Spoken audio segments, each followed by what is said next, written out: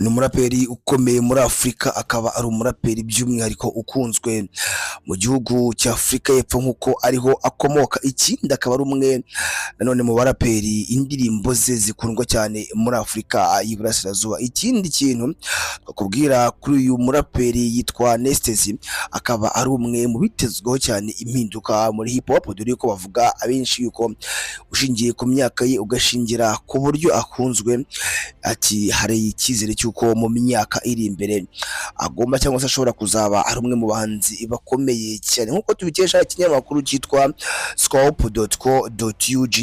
Ikinyamakuru cyagiye gitangaza yuko uyu muraperi afite igitaramo gikomeye mu gihugu cya Kampala cyangwa se muri Uganda, mu mujyi wa Kampala muri Uganda.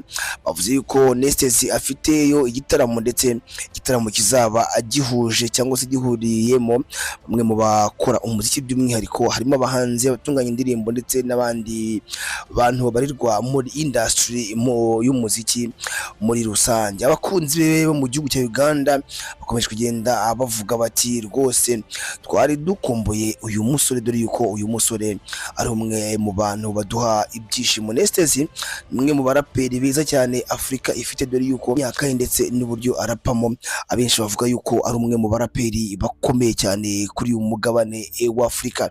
Ikindi kintu abantu benshi bakomeje kugenda baravuga bati dore yuko Afurika yagiye igira bamwe mu bahanzi bakomeye cyane muri R&B ndetse no muri raga n'izindi njyana nyinshi cyane, ariko bakavuga bati abaraperi muri Afurika ntabwo dukunda kubabona, ndetse niyo umubonye araza ariko ntagere kuri success zimwe ziba zikenewe, cyangwa se nka zimwe tubona wenda kwa raperi bo muri Amerika ndetse no mu bindi bihugu byateye imbere muri hip hop. Maze bakavuga bati rero iyo cyangwa se nitubona umuhanzi umwe cyangwa se bangahe b'abaraperi, nyamuneka tujye tubashyigikira. Ngira ngo igihugu cya Afurika y'Epfo kizwi kugira impano z'abaraperi cyane kurusha izindi njyana, dore yuko ngira ngo utashingiye cyangwa se n'ubundi urebeye ku zindi njyana zisanzwe R&B, reggae cyangwa se n'izindi afrobeat, usanga igihugu cya Afurika y'Epfo gikunda kugira impano zikomeye cyane z'abaraperi cyangwa se za bamwe mu bahanzi barapa. Rero uyu muhanzi Nestezi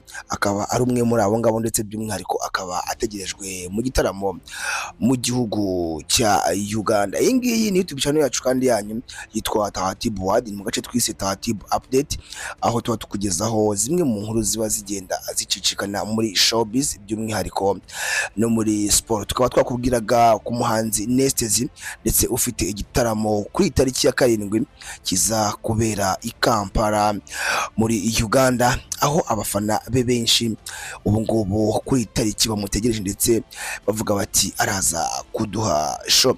Genda udukurikira ku mbuga nkoranyambaga zacu zose zitwa Tahatibu TV, Instagram, TikTok ndetse na Facebook, zose zitwa Tahatibu TV. Njyewe nitwa N Yusufu, duhurira muri comment.